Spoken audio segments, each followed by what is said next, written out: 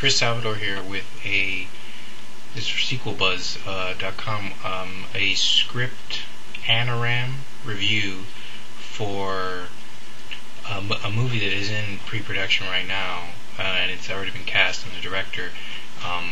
It is called Going the Distance, and by that title you think it would be some kind of sports movie or something, but it's not. It's a I'll get into the story. Basically, it was written by it sounds French. I don't know if it's Jeff Latulippe, which is Geofflatullippe, and basically it's a comedy, but I'm going to get into some of the specifics and get into a personal thing here. So hopefully it won't go into 40-50 minutes usually, because I can talk for hours about these things. But this was something that really responded to me, and I really just kind of wanted to just throw some bullet points out there. And what is the script about? The script, well, these are the two people, the leads cast. They're Justin Long and Drew Barrymore, who have had a prior relationship in real life outside of movies, and I don't know if they're going together now or is it splits, or I don't really know about the personal side. But this movie is about two people. The character Justin Long plays as Garrett, and the character Drew Barrymore will be playing as Aaron. And basically it's a comedy of I'm going to talk, but I hate to say that, comedy, but it's about two people who they meet each other. He meets her at an arcade machine. She's playing a video game, and he kind of like he just broke up with someone. He just kind of had just said, well, I'm stubborn, and like all this kind of realistic, like he kind of was just like, he broke up with the girl, but he's with his friends and he's still pissed off. And the way that it's a very good psychological thing to get into it, that they were like, well, if you broke up with her, why are you so miserable? You know what I'm saying? Like, why are you being the miserable one? And this is happening on Christmas. It's like, why are you so miserable if you're the one that broke up with her? And then if that leads to him meeting Aaron at an arcade machine, and then they strike up a connection, they have a conversation, and they kind of, they have sex, they have a one-night stand, but then they realize they want to do more than that. They want to actually continue the relationship, see where it goes. And then what ends up happening is she has to go live in Chicago with her sister Kareen, and she's going to be a teacher out there, and that he's going to stay living in LA because he's kind of a executive. Well, he's not an executive. He's kind of a script reader. He kind of assists in reading scripts and giving notes on them. And basically that's what my computer's going really super slow right now. It's probably Safari. Sorry about that. So basically, sorry about that, computer's going slow. But she has to go live in Chicago, and he decides to stay back living in LA.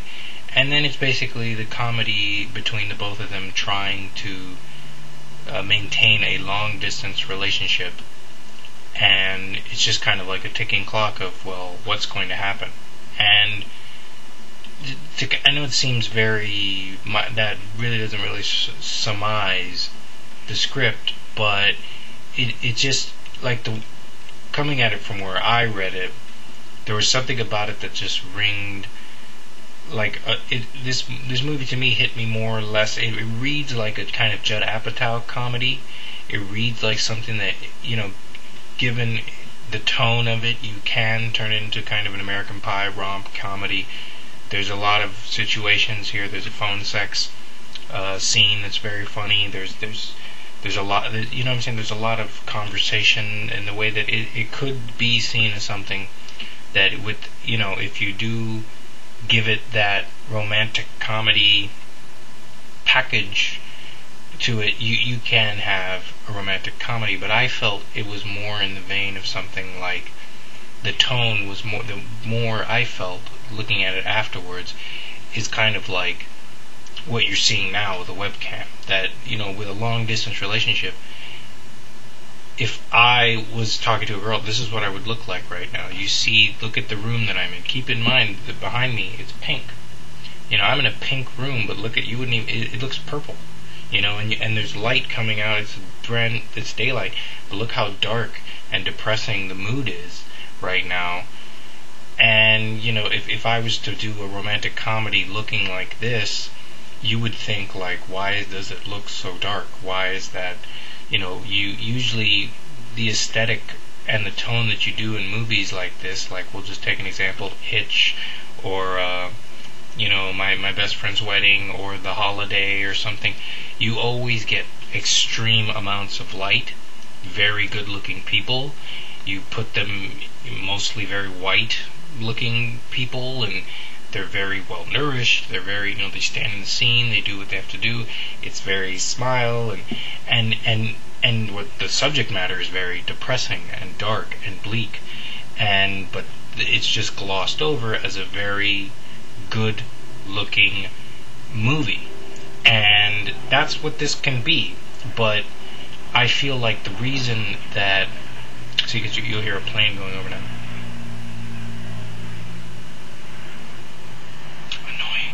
But the point is that looking at this aesthetic, I go, that's kind of, I felt what this movie really should be, is that it should be done playing with both those aesthetics in a way. Like, I was thinking, like, it could be filmed as if it was a Michael Clayton Virgin Suicides, but the subject matter makes you think you're watching American Pie.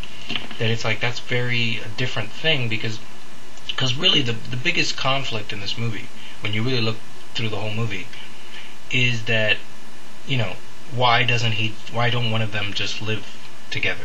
It's really, and I feel like the script's fine, it's fine read. I really don't want to spoil too much, because if you're going to read it, come into it as virgin, just read it. It's fine read, it was sold, it was great, I'm glad it's being made. But these are some of the things that I'm just, little points that I'm getting into. I feel like, really, the movie just lives and dies on, are they going to stay together? Are they going to live together? That's really what every romantic comedy is. You think is really about. Are you going to get the girl? If you get the girl, are you going to be in love, and are you going to stay together? And kind of romantic comedies always kind of go like, oh, they got together. The next movie, they have kids. They got to take the kids to school. And I feel like that's what those movies do. But I think in reality, I think this also felt a lot like The Graduate or Garden State, like one of those coming-of-age movies where you look at the end of The Graduate, and I don't want to spoil the end of this movie, but the end of this movie, I think just is the reason I'm doing this, is that this movie does get set apart from those kind of November, mid-February releases by this ending. The way that this movie ends happens in such a way that is realistic and true, and is not, you know what I'm saying? It's not forced, and it just feels, you're like, wow, like that is, it's kind of like in the movie where, in The Graduate, where at the end of The Graduate, he gets the girl, but then they're on the bus, and then their smile quickly turns into like just this fear of like, what the fuck, what now? The end. And it's like, that is not really how Hollywood usually ends movies. I mean, that movie's great, The Graduate, but that's not usually how Hollywood would do movies like that, and say, no, I don't like that whole uncertainty about their future. It just happens that they're making out, and in the end. And I feel like this movie does that with the script, and has the balls to say, whoa, like, that, I wasn't expecting, like, you were, but at the same time you're like, I wasn't expecting that ending.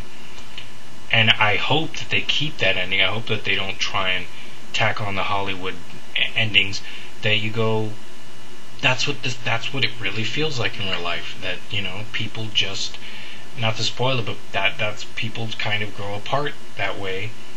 And it just, you know what I'm saying? Like, you just kind of know, like, alright, it's not going to happen. And to talk about it now,